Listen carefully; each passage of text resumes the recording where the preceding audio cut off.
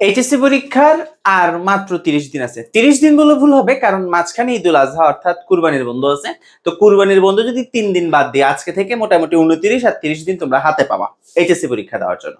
তা এখন তুমি জীবনে পিএসসি পরীক্ষা দিছো, জিএসসি পরীক্ষা দিছো, এসএসসি পরীক্ষা দিছো, এইচএসসি পরীক্ষা তো আর দাও নাই। তোমার মনের মধ্যে কিন্তু টেনশন চলতেছে, ভাই এই পরীক্ষা কি হবে, কেমনে হবে। আর এই পরীক্ষাটার আরেকটা গুরুত্বপূর্ণ ইম্পর্টেন্স হচ্ছে এটা ভার্সিটি অ্যাডমিশনের সাথে কানেক্টেড। অর্থাৎ তোমরা এইচএসসি পরীক্ষার দেওয়ার সাথে সাথে তোমাদের আরেকটা যুদ্ধে নেমে যেতে হবে, যে যুদ্ধটা হচ্ছে অ্যাডমিশনের যুদ্ধ, এবং এই দুইটাকে কম্পাইল করে একসাথে করেও কিন্তু আগাইতে হচ্ছে। তাহলে তুমি এইচএসসি পরীক্ষার যে ওয়েট, এটা কিন্তু তুমি বুঝতে পারতেছো। আর আরেকটা বিষয়, যারা মোটামুটি হচ্ছে যে একাডেমিক লাইফের খুব ভালো পজিশনে গেছে, একাডেমিক লাইফ থেকে ক্যারিয়ার লাইফে, তাদের এইচএসসি লাইফের ইম্প্যাক্টটা কিন্তু খুবই খুবই বেশি বলা যায়। আমাদের কে বলো কিংবা হচ্ছে তোমাদের যারা সিনিয়র আছে, সবারই দেখবে এইচএসসির রেজাল্টটা অতটা খারাপ না, একটা ভালো রেজাল্ট তাদের আছে। তো আগামী 30 দিন কিভাবে করলে তোমার এইচএসসি পরীক্ষাটা ভালো হবে, এবং তোমাকে আমি একটা চমৎকার রুটিন দেখাই দিব, একটা সাজেশনও দিয়ে দিব, যেহেতু আজকে সাজেশন প্লাস রুটিন। সো আমি আশা করব তোমরা পুরো ভিডিওটা দেখবা এবং বাকিদেরকে মেনশন করবা। সো আসো আমরা শুরু করি। ফার্স্টেই আমি ধরে নিচ্ছি যারা আমার ভিডিওটা দেখতেছো তোমরা সবাই কমার্সে। সো কমার্সের আমাদের এবার এই পরীক্ষাগুলোই হবে, ঠিক আছে। 26 তারিখ থেকে বাংলা দিয়ে শুরু হচ্ছে আমাদের পরীক্ষা। তা আমি যেহেতু এই 3টা সাবজেক্ট পড়াই না, তা আমি এগুলো সাজেশন না দিয়ে আমি এই টপিকগুলোর সাজেশন তোমাদেরকে দিচ্ছি। তো ফার্স্টে তোমরা একটা জিনিস খেয়াল করো, সেটা হচ্ছে আমরা যদি অ্যাকাউন্টিং এর দিকে তাকাই, দেখো অ্যাকাউন্টিং এর জন্য আমি ওভারঅল একটা সাজেশন পুরো ভিডিও বানাই রাখছি, যেটা শুধু অ্যাকাউন্টিং এর জন্য। তবে তোমরা এই পেজটার স্ক্রিনশট নাও, এখানে যে টপিকগুলো আছে এগুলো যদি তুমি অ্যাকাউন্টিং এর জন্য পড়ো তাহলে হয়ে যাবে। আমি এগুলো চ্যাপ্টার ওয়াইজ আলোচনা করে আরেকটা ভিডিও এবং অ্যাকাউন্টিং ম্যানেজমেন্ট ফাইন্যান্স এভাবে দিব। তবে এখানে আমি তোমাকে একটা ওভারভিউ দিয়ে যাচ্ছি, অ্যাট এ গ্ল্যান্স তোমাকে বলে যাচ্ছি, খেয়াল করো। অ্যাকাউন্টিং এর জন্য তুমি হিসাব বিজ্ঞান ফার্স্ট পেপারের জন্য হিসাব বিজ্ঞান পরিচিতি, হিসাবের বৈসমূহ, এগুলো খুব ভালো করে পড়বা। 3টা সিকিউ এখান থেকে, রেওমিল পড়বা ভালো করে, আর যদি ভুল সংশোধনী সহ পড়ো তাহলে মাশাআল্লাহ আরো ভালো হয়। ব্যাংক সমন্বয় অথবা অবচয় পড়বা, কার্যপত্র পরীক্ষার হলে আনসার করতে আমি মানা করি। তাহলে এখান থেকে 3টা 4টা 5টা সৃজনশীল হয়ে গেছে, আর্থিক বিবরণী 2টা 7টা। এই টপিকগুলো পড়লে তোমার অ্যাকাউন্টিং ফার্স্ট পেপারে A+ চলে আসবে। এবং আরেকটা মজার ইস্যু হচ্ছে যৌথ মূলধনী কোম্পানির শেয়ার মূলধন সেকেন্ড পেপারে, অনুপাতে বিশ্লেষণ, মজুত পণ্য, অংশীদারি, এই 4টা পড়লে হচ্ছে। কেউ যদি অংশীদারি বাদ দিয়ে উৎপাদন ব্যয় পড়তে চাও তাও হচ্ছে। উৎপাদন ব্যয় পড়লে কিন্তু তুমি মোটামুটি 2টার বেশি সিকিউ কনফার্ম করতে পারবা। তাহলে এটা ছিল হচ্ছে সেকেন্ড পেপারের আর্থিক বিবরণী, তো অবশ্যই করতে হবে। এই অনুযায়ী যদি তুমি প্রায়োরিটি দাও তাহলে তোমার এখানেও A+টা কনফার্ম। এবং আরেকটা মজার ইস্যু, আমি অ্যাকাউন্টিং এর জন্য টপ নচ এমসিকিউ যেগুলো অর্থাৎ ওয়ান শট এমসিকিউর ক্লাস তোমাদেরকে দিয়ে দিছি অলরেডি। ফার্স্ট পেপারের এমসিকিউ ক্লাসগুলো নেওয়া হয়ে গেছে, তোমরা আমাদের পেজে দেখো, আমাদের ইউটিউব চ্যানেলগুলোতে দেখো, আমি ভিডিওগুলো কিন্তু দিয়ে রাখছি। সেকেন্ড পেপারের গুলো শুরু করবো সামনে, ঠিক আছে। Okay fine. এবার আসতেছে সিমিলারলি হচ্ছে তোমার ফাইন্যান্স আমি যেভাবে এখানে স্ট্রাকচার করে দিছি, এই স্ট্রাকচারটা এটারও একটা ডিটেইল ভিডিও আসবে শুধু ফাইন্যান্সে কিভাবে করবা। তো দীর্ঘমেয়াদী অর্থায়ন আমি 1 নাম্বার রাখছি, কারণ এটা সহজ, বেশি সহজ।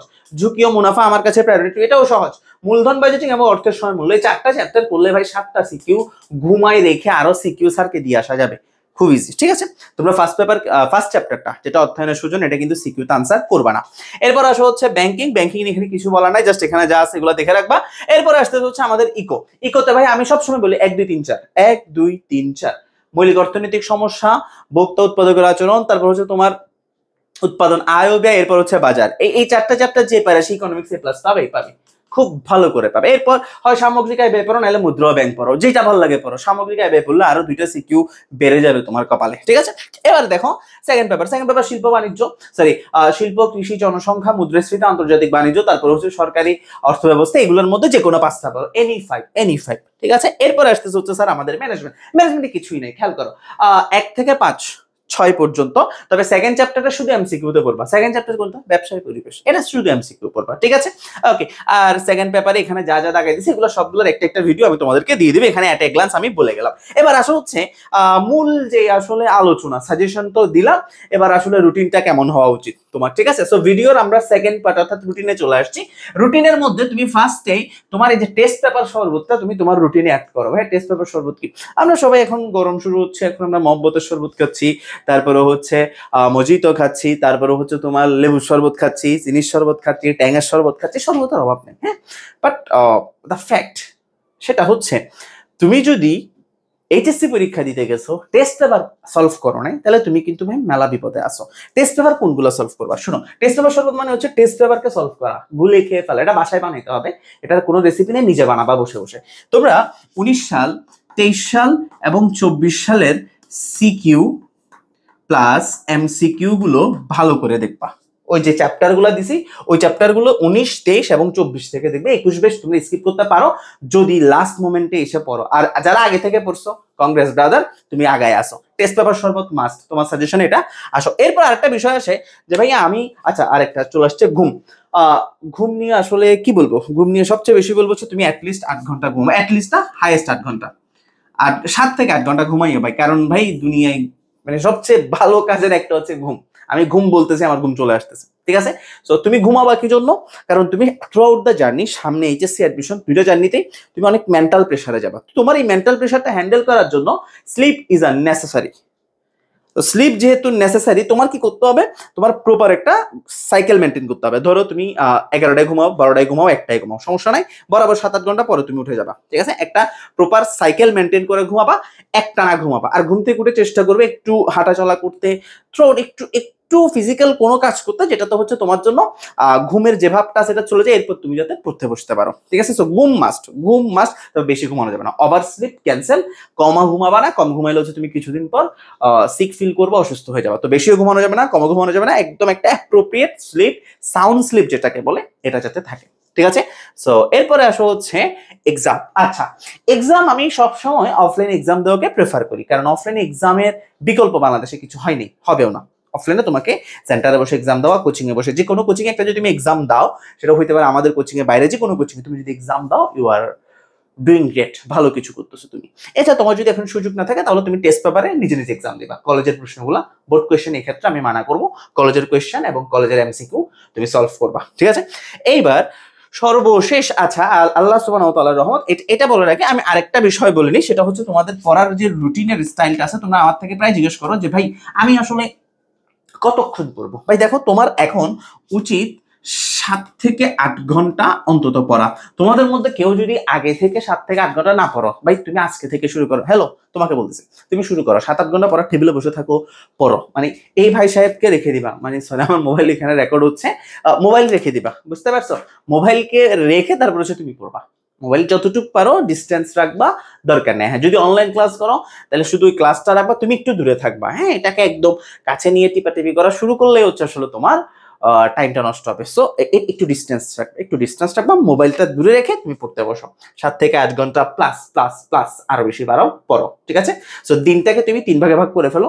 একটা অংশ ঘুম, একটা বড় অংশ পড়াশোনা, আর একটা বাকি অংশ হচ্ছে তোমার নামাজ, তোমার খাবার দাবার, তোমার হচ্ছে কি বলা যায় রিফ্রেশমেন্ট। আমি বলবো না তুমি একদম রিফ্রেশমেন্টে যাবা না, তুমি মোবাইল চালাবা, ফেসবুক চালাবা, but in a limited time, খুবই অল্প সময়ের জন্য, ঠিক আছে? সো তোমার রুটিন হইতে হবে 7 থেকে 8 ঘন্টা প্লাস পড়া। তোমরা অনেকে আমাকে বলো যে ভাইয়া আপনি আমাদেরকে একটা রুটিন বানাই দেন। দেখো, আমার দিনের যে শুরু বা আমার যে স্কেডিউল, এটার সাথে তোমাদের মিলবে না। কেন মিলবে না?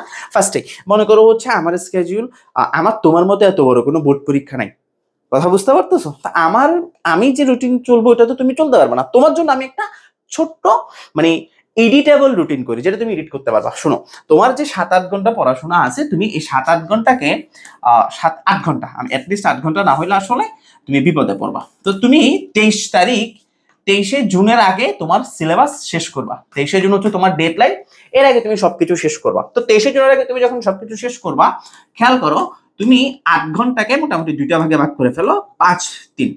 5-3 হচ্ছে তুমি তোমার ম্যান্ডেটরি যেগুলোতে তোমার ঝামেলা আছে ওইগুলো তুমি পড়ো daily daily. English, accounting, ICT, এগুলো তুমি ডেইলি পড়ো। এগুলো তোমার জন্য ডেইলি বেসিসে পড়াশোনা। 5 ঘন্টা প্লাস তুমি এগুলোতে দাও। আর 3 ঘন্টা হচ্ছে তুমি অল্প করো, অর্থাৎ তুমি বাংলা, যেগুলো তোমার জন্য কম প্রেশারেবল, তুমি ম্যানেজমেন্ট, তুমি ইকো, তুমি ফাইন্যান্স দেখো, তুমি ইকো দেখো, ঠিক আছে? তুমি ইকো দেখো, এগুলো 3 ঘন্টা ডেইলি, এটা ডেইলি বেসিসে 3 ঘন্টা করে এদিকে সময় দাও। ধরো তুমি ম্যানেজমেন্ট প্রতিদিন পড়ার দরকার হবে না, তুমি ম্যানেজমেন্ট 2-4 দিন পর একদিন পড়লেই চলতেছে, শেষ হয়ে যাবে তাড়াতাড়ি।